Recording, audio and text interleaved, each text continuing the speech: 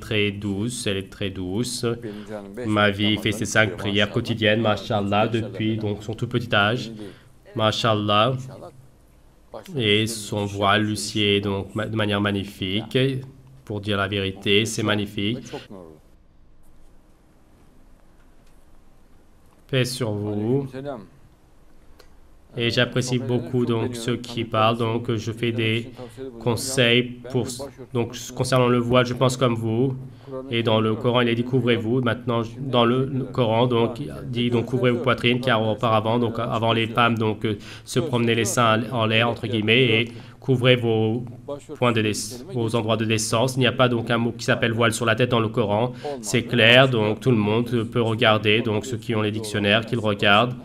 Mais quand elles sortent dehors, les femmes, pour qu'on sache qu'elles sont libres, dit Allah le Très-Haut, pour qu'elles ne soient pas lésées. Et sur elles, donc, elles mettent leur jilbab sur elles, le drap noir. Ce n'est pas donc, c'est qui couvre tout le corps, donc la tête également, donc jusqu'aux pieds, c'est une couverture noire, le drap. Donc, il parle donc de la couverture de Marie. Et on le connaît, donc c'est un habit de la tête aux pieds. Et donc un tel habit, Allah, quand il y a une telle situation, donc avec une condition, l'a ordonné. Mais donc il n'y a pas un mot qui s'appelle voile sur la tête. Le voile sur la tête, donc cela c'est aux femmes, cela très joli, cela donc me plaît quand je le vois, comme de la lumière par exemple, à ma vie, donc cela lucie de manière magnifique, montre-moi ma joliesse. Regarde, donc c'est du miel, de la crème.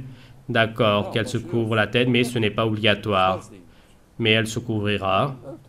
Moi, donc, si elle dit je veux apparaître comme ça, donc, comme c'est un avis qui fait ressentir que je suis musulmane, elle peut dire ainsi, selon elle. Elle peut dire tout type de sorte, donc elle peut dire je crois ainsi. Mais ce que j'ai dit, ce qui est juste, c'est comme je l'ai dit, donc c'est la couverture noire, le drap noir qui est. Allah donc donnera pas donc une sentence par sous-entendu. Il y a des sentences claires. Par exemple, Allah dit ne faites pas l'adultère, c'est clair, ne mangez pas la viande de porc. Allah ne dit pas cela par sous-entendement.